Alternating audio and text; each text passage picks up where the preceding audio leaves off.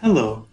If you've watched any of my videos in the series Understanding Motivation 1, then you already have some ideas about part of my thinking about motivation. And in this video, I'm going to attempt to put it all together in a way that you can potentially coach yourself and find your own self-motivation. Now, when I describe coaching, one way that I tend to describe it is that coaching equals conversations. And so unfortunately, in this context, we can't have an actual conversation. But you are the expert in you. You know more about your situation than anyone else. So I may have thoughts or ideas, but I really want you to tap into your own intelligence and your own wisdom to figure out what's going to be the best way for you forward. All right. So we'll get into it with just a quick little recap of the thoughts in Understanding Motivation 1. And so we began this series with the idea that motivation is an emotion, and emotions change all the time based on our situation. And if we think about our situation holistically, it includes what's happening in our body, what's happening in our mind, and what's happening in our life. And we can affect our own motivation by better managing our body and our energy, our thoughts and our emotions, and the structure of our life and our environment at times. Okay, so this coaching process that I'm going to share with you is divided into 4 parts: vision, barriers, strategies, and goal setting. And so let's begin with vision. So if you are trying to unlock your own self-motivation, the first place that makes sense to start is vision. What is your vision for yourself? What would you like to accomplish as a result of your actions? And as you think about vision, I want you to focus on, or even write down if you want, both your vision and then all the reasons why it could be beneficial to accomplish that goal. So all the pros. What are the pros for change? What are the pros for accomplishing this goal? Why is it important to you? What's interesting about it to you? Okay, so that's the first step in unlocking our self-motivation. It's identifying something that's important to us, clarifying our vision, and then looking at all the positive reasons that we might change, all the pros. All right, next, connected to vision, I want you to look at yourself and think about all the internal resources that you have that you can apply towards that vision. So it could be mental skills that you have, it could be knowledge, it could be a personality trait.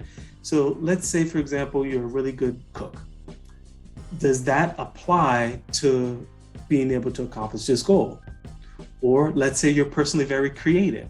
Can you apply your creativity in the pursuit of this goal? Or maybe you're very social. Can you use your social skills and your social strength to pursue this goal? So again, first you have your vision, then you think about the pros, then you think about what you have inside you that you can apply to that vision to get to that goal. All right, next, after you've thought about the strengths and resources that you have, look at your life and look at your environment. What do you have around you? What do you have in your life that you can use and apply? It may be that you look in another dimension of wellness and you find that I'm doing really well in this area and I can lean on this area of strength and apply it to this new goal. Okay, so from a self-motivation perspective, when we focus on positives, it's more likely that we're going to be drawn to something. And so under vision, we think about what we want. We think about the benefits and the pros to changing. We think about the strengths that we have inside us to get there. And we think about what do we have in our life that we can also lean on for support. So that's part 1. Part 2 would be to be realistic and think to ourselves, what are the challenges or barriers that we might face en route to our vision? Now, I don't want you to write down every single challenge and barrier, because if you're staring at every single challenge and barrier, then that may actually serve to demotivate you. But just try to look realistically for the 1 or 2 things that you think would get in the way of you accomplishing your vision. Now, I talked a lot about motivation from a holistic perspective, and I said that it could involve what's going on in our body, what's going on in our mind, and what's going on in our life. And so we might find that our barriers could be physical in nature, mental in nature, or environmental in nature. And each type of barrier will require a different strategy. So that's part 2. What type of barrier are you thinking is going to get in the way of you accomplishing your goal? So let's move straight to part 3, which is now brainstorming strategies to overcome those potential challenges and barriers. So if you identify that there's a physical barrier, something physically is getting in the way, then the next step will be to brainstorm ways that you could potentially start to improve that situation or overcome that barrier. As an example, many people find that energy is one of their physical barriers. They just don't have enough energy to apply into their goals. And so there's a lot of ways we can brainstorm around energy. Perhaps it is starting an exercise routine. Perhaps it is changing our nutrition. Perhaps it is working on our sleep. There's a few things that we can do to change our energy, but if you feel energy is the barrier, then maybe a first step is to try to work on something that changes our energy. Now, what a lot of people say is that they have mental barriers to change. And there's a lot of different mental barriers. There's no way I can say them now, but when I'm working with someone as a coach, obviously we spend a lot of time talking about how they're thinking about things, and we try to help work through their mental barriers. But one common mental barrier that comes up for people is confidence. Now that's a big word, and again, there's many ways we can think about confidence, but here are 4 things that we can potentially do if confidence is the mental barrier that is slowing us down from reaching our goals. The first thing I'll say is that we can reconnect to our vision. And if we have a compelling vision, if we have something that we desire so much, that can sometimes be enough to override our uncertainty about taking that first step. And so again, I know that looking at our vision isn't always by itself enough, but it's a potential way that we can unlock our motivation, really connecting to our vision. What is it that we desire? And when we hold that image in our mind, it can serve to activate us, even if we are a little uncertain about our next step. Another thing we can do when we have the mental barrier of confidence is reminisce and tap into our past successes. And when you think about your life, was there an area where effort and time and energy that you got better and better and better and accomplished something great? Can you look back to that time and use it as evidence that you have within you the ability with effort and practice to grow into this new possibility? And the past success doesn't even have to be in the new realm that you're trying to pursue. As an example, I was an anatomy nerd in college. I loved anatomy. I was always chapters ahead in all the classes. And I spent 5 years dissecting human cadavers and teaching gross anatomy labs at Boston University to other health professionals, like physical therapists, occupational therapists, athletic trainers. And after I finished dissecting and kind of mastering anatomy, I thought to myself, wow, if I can learn where every nerve, muscle, bone is in the body, I can learn anything. And later in my life, when I hit areas where, wow, I'm tackling a new problem and I don't know a lot about it, I would rely on, but you know that if you put your mind to it, you can figure it out. And so for you, if you're looking at a new problem and confidence is one of your challenges, can you look back to a past success and draw on that past success as evidence that with effort, you can do it again? Okay. Another thought about confidence is we can potentially change our confidence if we reframe our goals as experiments. And so one of the reasons we don't take action is that we fear failure. And so when we set a goal, we look at it and say, well, I don't know if I want to try because I might fail. But if we look at the goal as an experiment, there's no such thing as failure. There's only winning and learning. And if we can reframe our steps as experiments so that we can learn from them, then that sometimes frees us up from the paralyzing feeling of, I'm afraid that if I try, I'm going to fail.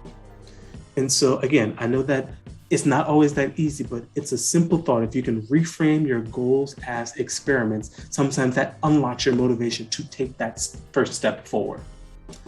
All right, and 4th thing that we can do when confidence is our potential mental roadblock is we can tap into our support system.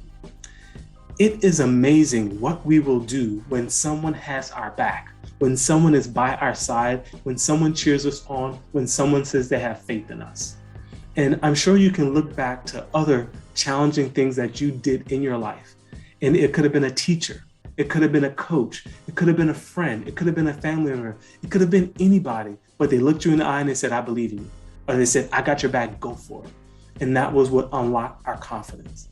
So again, if we identify that our barrier is mental, those are just some ideas. But I know that we didn't cover every mental thing, but hopefully those 4 are ways that you can start to potentially help with your own self-motivation. All right, last thing about barriers. Sometimes we find that our barriers are the structure of our life or environmental in nature. And so one thing that I want to highlight is a concept that I refer to as synergy. And to me, synergy is trying to make a plan that fits into the flow and the structure of your day, or trying to synergize your day and your goals so that you can do 2 things at once. Now, to me, synergy is different from multitasking. It's not doing 2 opposite things at once. Synergy is, can we do things that go together and accomplish a goal based on the structure of our own life? So for me, as an example, during the pandemic, the gyms closed and I very much became an outside workout person. And I spent a lot of time walking. One of my routines became, as soon as I get off the computer at work, I grab my sneaks, I grab my cell phone, I hit the road, I start walking and talking to my family. And if we think about it, I was trying to connect and move. I was trying to combine these 2 things, connecting and moving. So if I wanted to, I could sit on the sofa and just talk to my mom for half an hour, or I could walk outside and talk to my mom for half an hour.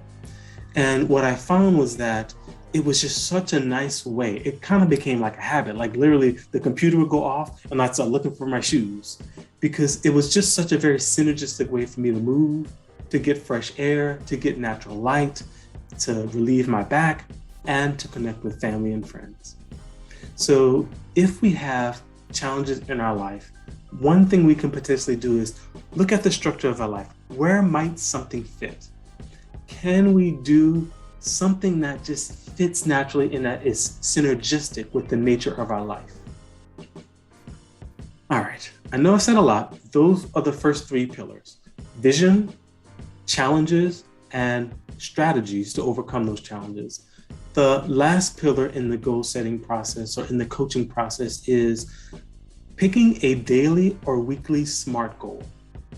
Now, daily and weekly SMART goals are what we are going to put our time and energy into and our practice into to try to make our vision a reality. And I like both daily and weekly goals, depending on the nature of what the problem you're trying to solve. So as an example, a daily goal might be, I want to get in bed by 10 p.m. each night. Okay, and that may be a daily goal that you set up for yourself. Now, I'll say this about goals. Remember, if we reframe goals as experiments or as guideposts, if we don't achieve it every day, it's no big deal. Each new day gives us another opportunity to practice.